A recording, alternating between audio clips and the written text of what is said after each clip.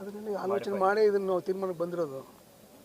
ಎಲ್ಲದನ್ನು ಕೂಡ ಈಗ ನಾವು ಉನ್ನತ ಆರೋಗ್ಯ ಮೆಡಿಕಲ್ ಎಜುಕೇಷನ್ ಹತ್ರ ಒಂದು ಅವ್ರು ಸಂಬಂಧಪಟ್ಟಂಥ ಅಧಿಕಾರಿಗಳನ್ನ ಜೊತೆ ಈ ವಾರ ಚರ್ಚೆ ಮಾಡ್ತೀವಿ. ಸರ್, ರಸಗೊಬ್ಬರದ್ದು ಯಾವ ಥರ ಬಗೆಹರಿಸ್ತೀವಿ? ರಸಗೊಬ್ಬರದ್ದು ಅದೇ ಕೇಂದ್ರ ಸರ್ಕಾರ ಪೂರೈಸಿಲ್ಲ ಅಂತ ನೀವೇ ನೋಡ್ತಾ ಇದ್ದೀವಿ. ನಮಗೇನು ಟಾರ್ಗೆಟ್ ಇತ್ತು ಅದನ್ನು ರೀಚ್ ಮಾಡಿಲ್ಲ. ಮುಖ್ಯಮಂತ್ರಿಗಳು ಸಹ ಭೇಟಿ ಮಾಡಿ ಅದನ್ನು ಮನವಿ ಕೊಟ್ಟಿದ್ದಾರೆ. ಇದು ಈಗ ನಮ್ಮ ಜಿಲ್ಲೆಯಲ್ಲಿ ಯೂರಿಯಾ ಪ್ರಾಬ್ಲಮ್ ಇದೆಯಾ ಸರ್? ಆ್ಯಕ್ಚುಲಿ ಬರ್ತಾ ಇದೆ ಸರ್, ಬಂದಾಗ ಕೊಡ್ತಾ ಇದ್ದೀವಿ. ಇವತ್ತೂ ಸಹ 350 ಟನ್ ಬರ್ತಾ ಇದೆ ಸರ್. ನಾಳೆಗೂ ಸಹ 300 ಟನ್ ಬರ್ತಾ ಇದೆ ಸರ್. ಮತ್ತು ಬುಧವಾರಕ್ಕೂ ಸಹ 250 ಟನ್ ಬರ್ತಾ ಇದೆ ಸರ್. ಈ ವಾರದಲ್ಲಿ ಸೊ ಈ ರೀತಿ ಸಮರ್ಪಕವಾಗಿ ವಿತರಣೆ ಆಗ್ತಿಲ್ಲ. ಒಬ್ಬರಿಗೆ 1 ಚೀಲ 2 ಚೀಲ ಕೊಟ್ಟರೆ ಆಗೋದಿಲ್ಲ. ಮತ್ತು ಪದೇ ಪದೇ ಬಂದು ಸಾಲಾಗಿ ನಿಲ್ಲಬೇಕಾಗಿರ್ತಕ್ಕಂಥ ಸ್ಥಿತಿ ನಿರ್ಮಾಣ ಆಗಿದೆ. ಆಲ್ರೆಡಿ ಮಸ್ತ್ ಕಡೆ ಪ್ರತಿಭಟನೆಯನ್ನು ಮಾಡಿದ ರೈತರು. ಈಗ ಮುಖ್ಯಮಂತ್ರಿಗಳು ಭಾಳ ಸ್ಪಷ್ಟಪಡಿಸಿದ್ದಾರೆ. ಈ ಸರಿ ಅರ್ಲಿ ಮಾನ್ಸೂನ್ ಆಗಿದ್ದರಿಂದ ಹೆಚ್ಚು 24,000 ಮೆಟ್ರಿಕ್ ಟನ್ ಇದುವರೆಗೂ ಪೂರೈಕೆ ಆಗಿದೆ ಸರ್. ನಮ್ಮ ಡಿಮಾಂಡ್ ಇರ್ತಕ್ಕಂಥದ್ದು 21,000 ಸರ್. 24,000 3,000 ಹೆಚ್ಚು. ರೈತರ ಆರೋಪ ಏನಂತಂದ್ರೆ 10 ಎಕರೆ ಇದ್ರೆ ಬರೀ 2 ಪ್ಯಾಕೆಟ್ ಕೊಡ್ತಾರೆ, ಆಗೋದಿಲ್ಲ ನಮಗೆ ಅದು ಅನ್ನೋದು. ಅಂದರೆ ರಿಪೀಟೆಡ್ ಆಗಿ ಉಪಯೋಗ ಮಾಡ್ತಾರೆ ಸರ್. ರಿಪೀಟೆಡ್ ಆಗಿ ಉಪಯೋಗ ಮಾಡೋದ್ರಿಂದ ಇದಾಗ್ತಾ ಇದೆ. ಸಾಯಂಕಾಲ ಇಲ್ಲ ಅಂತ ಬಾಗಿಲ ಹಾಕೊಂಡು ಹೋಗ್ತಾರೆ ಸರ್, ಸಿಗೋದಿಲ್ಲ ಈ ಚಳಿಗಾಲ. ರಿಪೀಟೆಡ್ ಆಗಿ ಉಪಯೋಗ ಹೇಳಿ ಮಾಡಿ ಸರ್, ಏನು ಕ್ರಮ ಕೈಗೊಳ್ತೀವಿ? ನೀವು ಹೇಳಿ ಸರ್. ಈಗ ಅವರು ನಿಮಗೆ ಮಾಹಿತಿ ಕೊಟ್ಟರು. ಇದ್ದಿದ್ದು 21,000 24,000 ಮೆಟ್ರಿಕ್ ಟನ್ ನಾವು ಪೂರೈಕೆ ಮಾಡಿದ್ದೀವಿ. ಮತ್ತು ಅರ್ಲಿ ಮಾನ್ಸೂನ್ ಆಗಿದ್ದರಿಂದ ಜನ ಮುಂಚಿಂದನೇ ಅದನ್ನು ಬೇಡಿಕೆ ಏನು ನಮ್ಮ ಕೇಂದ್ರ ಸರ್ಕಾರ ಪೂರೈಕೆ ಯಾವ ಟೈಮಲ್ಲಿ ನಿಗದಿ ಇದೆ ಅದಕ್ಕಿಂತ ಮುಂಚೆನೇ ರೈತರು ಬೇಡಿಕೆ ಇಟ್ಟಿರೋದ್ರಿಂದ ಸ್ವಲ್ಪ ಈಗ ಗೊಂದಲ ಆಗಿದೆ. ಅದನ್ನು ಪರಿಹಾರ ಆಗ್ತದೆ. ಈಗ ಸ್ವಲ್ಪ ತಹಬದಿಗೆ ಬಂದಿದೆ ಅಂತ ಮುಂಚಿನದಷ್ಟು ಪ್ರಾಬ್ಲಮ್ ಇಲ್ಲ. ಸರ್, ಈಗ ಹಿರಿಯೂರಿನಲ್ಲಿ ಮಳೆ ಇಲ್ಲಪ್ಪ ಸರ್. ಮಹಾದೇವನಿಗೆ ಪೂಜೆ ಮಾಡಬೇಕು ಸರ್, ಹಿರಿಯೂರು ರೈತ ಸಂಘದ ಮುಖಂಡರು ನಿಮ್ಮ ಮೇಲೆ ಆರೋಪ ಮಾಡ್ತಿದ್ದಾರೆ. ಸುಧಾಕರ್ ಅವರು ಸುಳ್ಳು ಹೇಳ್ತಾ ಇದ್ದಾರೆ. ಕೇವಲ 15 ಕೆರೆಗೆ ಮಾತ್ರ ನೀರು ಹರಿಸ್ತಕ್ಕಂಥ ಯೋಜನೆ ಮಾಡಿದ್ದಾರೆ. ಈಗ 62 ಯಾರು ಆರೋಪ ಮಾಡಿದ್ರು ಅದು ನಿರಾಧಾರ. ಭಾಳ ಸ್ಪಷ್ಟವಾದ ರೆಕಾರ್ಡು. ನಾವೇ ಟೆಂಡರ್ ಕರೆದು ಫ್ಲೋಟ್ ಮಾಡಿದ್ದೀವಿ. ಈಗ ಮುಂದಿನ ತಿಂಗಳು 16ಕ್ಕೆ ಲಾಸ್ಟ್ ಡೇಟ್ ಇದೆ. ಜಿಲ್ಲೆದ 2,500 ಕೋಟಿ ಟೆಂಡರ್ ಕರೆದಿರೋದು ನಿಮ್ಮ ಮುಂದೆ ದಾಖಲೆ ಇದೆ. ಐಮಂಗ್ಲ ಹೋಬಳಿಯಲ್ಲಿ 15 ಇದ್ದಿದ್ದು ನಿಜ. ಆದರೆ ನಾವು ಈ ಗೋಕಟ್ಟೆಗಳನ್ನು ಅವನು ಎಲ್ಲ ಬಿಟ್ಟಿತ್ತಲ್ಲ ಅದನ್ನೆಲ್ಲ ನಾವು ಸೇರಿಸ್ಕೊಂಡಿದ್ದೀವಿ. ಈಗ ಸೇರಿ 60ಕ್ಕೆ ಹೋಗಿದೆ. 60ಕ್ಕೂ ಟೆಂಡರ್ ಕರೆದಿದ್ದೀವಿ ಹಿರಿಯೂರು ತಾಲೂಕು ಸಂಬಂಧಪಟ್ಟಂತೆ. ಜಿಲ್ಲೆಯಲ್ಲಿ ಉಳಿದಿರ್ತಕ್ಕಂಥ ಕೆರೆ ಏನೇನು ಬಿಟ್ಟಿತ್ತು ಗೋಕಟ್ಟೆಗಳು ಅದನ್ನು ಸೇರಿಸ್ಕೊಂಡಿದ್ದೀವಿ.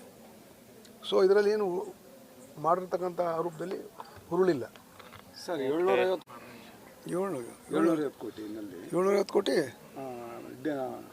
ವರ್ಲ್ಡ್ ಬ್ಯಾಂಕ್ ಅನುದಾನದಲ್ಲಿ ಒಂದು ಪ್ರಾಜೆಕ್ಟ್ ಮಂಜೂರಾಗಿದೆ. ಅದು ಮಾಡರ್ನೈಸೇಷನ್ ಮಾರಿ ಕಣಿವೆ ಡ್ಯಾಮ್ ಮತ್ತು ಚಾನಲ್ಸ್ ಅದು ನಡೀತಾ ಇದೆ. ಇರಿಗೇಷನ್ ಸ್ವಲ್ಪ ಜಾಸ್ತಿ ಮಾಡ್ತೀವಿ ಅಂತ ಹೇಳಿದ್ರಿ. ಈಗ ಹೌದು. ಈಗ ಡ್ರಿಪ್ ಇರಿಗೇಷನ್ ಮಾಡಿರೋ ಉದ್ದೇಶ ಏನು? ನೀರು ಪೋಲಾಗದಂಗೆ ಸಮರ್ಪಕವಾಗಿ ರೈತರು ಬಳಕೆ ಮಾಡಬೇಕು. ಮತ್ತೆ ಒಂದು ಪ್ರಸ್ತಾಪ ಮಾಡಿದ್ದಾರೆ. ಏನಂದರೆ ಅಧಿಕಾರ ಹಂಚಿಕೆ ಆಗ್ತಕ್ಕಂಥ ವಿಚಾರದಲ್ಲಿ ಸೋನಿಯಾ ಗಾಂಧಿ ಅವರು ತ್ಯಾಗ ಮಾಡಿದರು. ಈಗಿನವರು ಯಾರೂ ತ್ಯಾಗ ಮಾಡಲಿಕ್ಕೆ ರೆಡಿ ಇಲ್ಲ, ಬಿಟ್ಕೊಡ್ಲಿಕ್ಕೆ ರೆಡಿ ಇಲ್ಲ. ಇದಕ್ಕೆ ನಾನೇನು ರಿಯಾಕ್ಟ್ ಮಾಡಿದ್ದೀನಿ. ಅವರು ಮೇಲ್ಮಟ್ಟದಲ್ಲಿ ಏನು ನಡೆದಿದೆ ನನಗೆ ಗೊತ್ತಿಲ್ಲ. ಸೊ ಅದರಲ್ಲಿ ಇದು ಯಾವ ಅರ್ಥದಲ್ಲಿ ಉಪಮುಖ್ಯಮಂತ್ರಿಗಳು ಹೇಳಿದ್ದಾರೆ ನನಗೆ ಗೊತ್ತಿಲ್ಲ. ಓಕೆ, ಬೇರೆ ನಾಳೆಯಿಂದ ಸಾರಿಗೆ ಮುಷ್ಕರ ಆರಂಭ ಆಗ್ತದೆ ಚಿತ್ರದುರ್ಗ. ಇಲ್ಲ, ಇವತ್ತು ಮುಖ್ಯಮಂತ್ರಿ ಜೊತೆಗೆ ಇವತ್ತು ಸಂಧಾನ ಇದೆ. ಮೋಸ್ಟ್ಲಿ ಅಂಥ ಮುಷ್ಕರ ನಡೆಯೋದಿಲ್ಲ. ಅಲ್ಲ, ಚಿತ್ರದುರ್ಗದಲ್ಲಿ ಯಾವ ರೀತಿ ಸಿದ್ಧತೆ ಮಾಡಿದ್ರು ಸರ್? ಯಾಕಂದ್ರೆ ದೊಡ್ಡಬಳ್ಳಾಪುರ ಅಲ್ಲೆಲ್ಲ ಸಾರಿಗೆ ಸಚಿವರಷ್ಟೇ ಅಲ್ಲ, ಅಲ್ಲಿನ ಸಚಿವರು ಕೂಡ ಖಾಸಗಿ ವಾಹನಗಳ ಜೊತೆಗೆ ಮಾತಾಡಿದ್ದಾರೆ, ಬಸ್ಗಳ ಜೊತೆಗೆ. ಇವತ್ತು ಮಾತುಕತೆ ಯಶಸ್ವಿ ಆಗುತ್ತೆ ಆಶಾಭಾವನೆಯಲ್ಲಿ. ಆ ರೀತಿ ಆಗೋದಿಲ್ಲ ಸರ್. ಈ ಪ್ರಿಕಾಷನರಿ ಮೆಜರ್ಸ್ ಏನು ತಗೊಂಡಿದ್ರಿ ಈಗ ಆ ಥರ ಆಗದೆ ಇತ್ತು ಏನಾದರೂ ಖಾಸಗಿ ಬಸ್ನವ್ರ ಜೊತೆಗೆ ಮಾತಾಡಿದ್ರು? ಈಗ ಅದ್ರ ಬಗ್ಗೆ ನಾನು ಚರ್ಚೆ ಮಾಡ್ತೀನಿ. ಈಗ ಬಂದಿದ್ದೀನಿ. ಸೊ ಚರ್ಚೆ ಮಾಡಿ ಆ ರೀತಿ ಇದ್ದರೆ ಬದಲಿ ವ್ಯವಸ್ಥೆ ಮಾಡ್ತಕ್ಕಂಥ ಕ್ರಮ ತಗೊಳ್ತೀವಿ. ಸರ್, KRSಗೆ ಅಡಿಗಲ್ ಹಾಕಿದ್ದು ಟಿಪ್ಪು ಸುಲ್ತಾನ್ ಅಂತ ಹೇಳ್ಬಿಟ್ಟು ಮಹದೇವಪ್ಪ ಅವರು ವಿವಾದಾತ್ಮಕ ಹೇಳಿಕೆ ಕೊಟ್ಟಿದ್ದಾರೆ. ವಿವಾದಾತ್ಮಕ ಹೇಳಿಕೆಗೆ ನಾನು ಉತ್ತರ ಕೊಡಲ್ಲ. ಹೇಳಿ, ನಾನು ಹಿಂಗೆ ಉತ್ತರ ಕೊಡಲಿ?